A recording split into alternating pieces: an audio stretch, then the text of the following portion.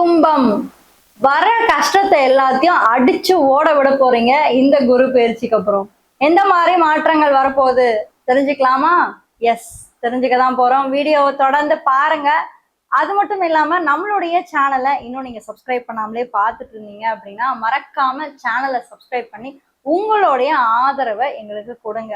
நீங்க என்ன ராசியில பிறந்தீங்க, என்ன நட்சத்திரத்துல பிறந்தீங்க அப்படின்றத கீழே கமெண்ட் பண்ணீங்க அப்படின்னா நான் தெரிஞ்சுப்பேன். ஏன்னா ஒவ்வொரு ராசியில பிறக்கிறவங்களுக்கும் ஒவ்வொரு மாதிரி இருக்கு இல்லையா? சோ இந்த ராசியில பிறக்கிறவங்களுக்கு என்ன நடக்கும் அப்படின்றத நம்ம பார்ப்போம்.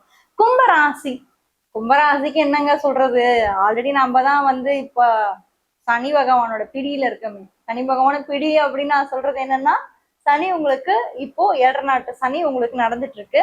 இந்த 7 நாட்டு சனி பகவான் என்ன பண்ணிட்டு இருக்காரு, கும்பராசிக்கு பாத சனியில உட்கார்ந்துருக்காரு. சோ இந்த பாத சனி நடக்கக்கூடிய இந்த காலகட்டத்துல குரு சப்போர்ட் பண்ணும். சரி, நமக்கு ஏதாவது ஒரு கிரகமாவது சப்போர்ட் பண்ணணும்ல.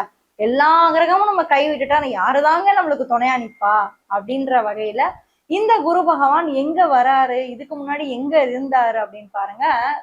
கும்ப ராசியை பொறுத்த வரைக்கும் இதுக்கு முன்னாடி 5ஆம் இடத்துல இருந்தார். சோ 5ஆம் இடம் என்று சொல்லக்கூடியது நம்மளுக்கு பாக்கியம், நம்மளுக்கு பூர்வீக ஸ்தானம். பட் இப்போ அதே குரு பகவான் ராசிக்கு 6ஆம் இடத்துல வராருங்க.